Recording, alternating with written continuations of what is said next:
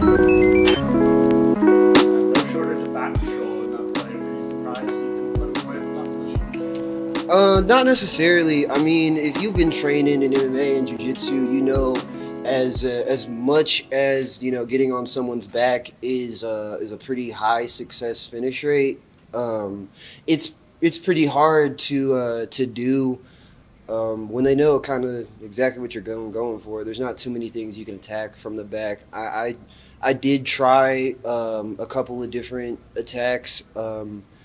But I just couldn't get it going. I kind of wish having the opponent change and the game plan change. I kind of wish I would have brought my jiu-jitsu coach, Pahumpa Marcos Damata, with me. He's very very knowledgeable, and I'm very good at listening to him. When we're together in camp, it was almost like he was playing UFC 3 out there. You can ask my coach Muhammad Lawal. He would like say stuff, and it was just like he was playing with the controller, man. I just listened to him so well. So I do kind of wish I would have brought Pahumpa out there. I think if he would have been out here, I probably would have been able to secure the finish pretty quickly, actually. What was it like, going through this first fight and that experience with the new corner and the new team and everything? It was good, having, even though it was a new corner, King Mo and I have a very, very good relationship that goes back years, all the way back to when I first became a pro. He was one of the first guys when I went to ATT originally to train to make my pro debut, that like took me under their wing and like kind of singled me out and was like, yo, this kid's going to be good one day. And we connected ever since then. So it wasn't too hard to adjust. Not only that, but Conan Silveria was very, very adamant about bringing me on and making sure like I was very comfortable and a part of the team. Like I said, my jiu-jitsu coach Fahumpa did the same thing, as well as my boxing coach Gabriel de Oliveira. And then all my training partners from Renato Moicano, Shoeface, Thiago Moises, Dustin Poirier, they all came together to kind of help me and make me a part of the team. I definitely feel a part of ATT as much as I did at AKA. You mentioned meeting your family for the first time before the fight. Did they come to the fight tonight, or do you know if they're watching it? Yeah, no, it was crazy. My dad was actually there front row. I saw him as I was walking out, and so was my little brother. He was right there front row. It was insane, especially like I'm sitting there staged up, and I look up and I see my dad and I see my little brother. I'm like, oh, they're here. Like it's time to go put on that show. It was funny. My brother even texted me. He was like, hey, no matter what happens, I still love you, but worst comes to worst, I'll grab the Timbs. And you know what that means. You come from the streets, you know what that means. When you go to grab the Timbs. And it's like you finna grab them black Air Force Ones, you know what I'm saying? With the family stuff and the opponent changes, have you ever had a fight week quite like this?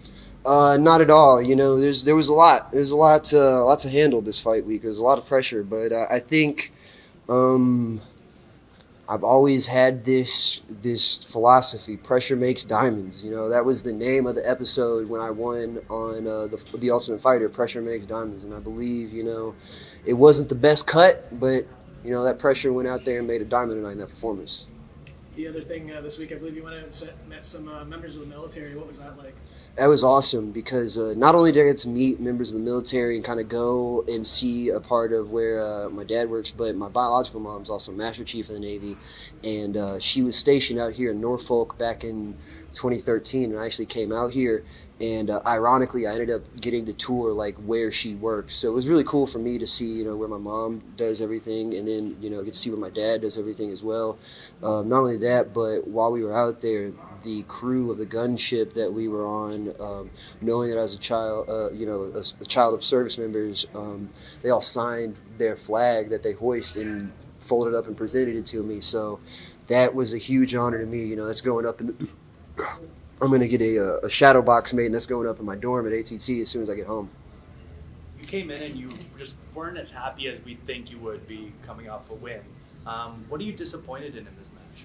I set very, very, very high expectations for myself, and I had very high standards for my performances, and I didn't meet them tonight. Like I said in the cage, I really do want to apologize to all the fans in attendance and everyone that watched. I know that wasn't an exciting fight. I know that's not the kind of performance the fans look for me when they see me on a card, and I'm disappointed in myself. I know they're probably disappointed in me. But at the end of the night, it's like I said, this is my job, this is my career, it's my paycheck on the line when I go out there. And under the circumstances I was under, sometimes you just got to go out there and get the win. And with all that said, though, there's a mentality, right, where you have to put that behind you pretty quickly and look forward, right? Without a doubt, I'm going to go tonight and probably the rest of the week and kind of look at this performance, see what I can do to mitigate things, and then, kind of put that in the back. But I am definitely going to go and look between this camp and the next to retool things, just so that if things like this were to happen again, I'm prepared to be able to throw everything out there against any opponent, no matter who it is, no matter what the circumstances are, no matter if it's a new dude that I get on the day of the fight. We saw you tweeting about the whole beard situation with the Virginia Athletic Commission. What exactly happened there? I was just informed that Virginia happens to have a very odd rule that, fighters must be shaven prior to their competitions. And it just happened to rub me the wrong way, if you can't tell. I mean, my name is Violent Bob Ross. What do you expect? I'm not going to shave my beard. But fortunately enough, that seems to be a pretty antiquated rule that they don't follow themselves.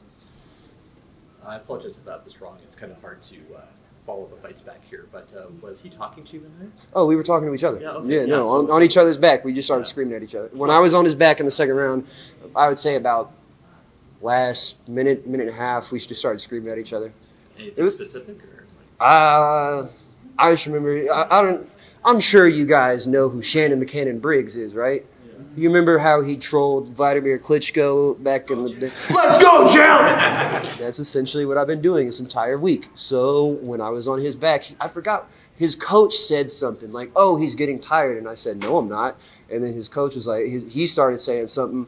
I forgot what Steven said, but he started saying something. And I was just like, let's go, champ! Let's go! And then he started going, he started jawing back at me. I was jawing back at him, but it wasn't like out of disrespect. We were just having fun with each other out there. And then we just started, beating each other up from there. As you can see. Any opponent, date, or anything like that for the next move? No, not at all. I mean, I'm not looking at anybody. I'm not that kind of guy. I mean, don't get me wrong. Now that I've beat technically a guy at 30 that was the LFA 35 champ and one that would have been the 45 champ, let's make it the trifecta and go after the 55 champ in Austin Hubbard. Why not? But, I mean, he's fighting Madsen next week. But I only say that because I have a lot of respect for Austin. He's a good fighter. He's a great fighter. And I just want to fight the best. So if he would want to do it, if he gets past Madsen, let's go.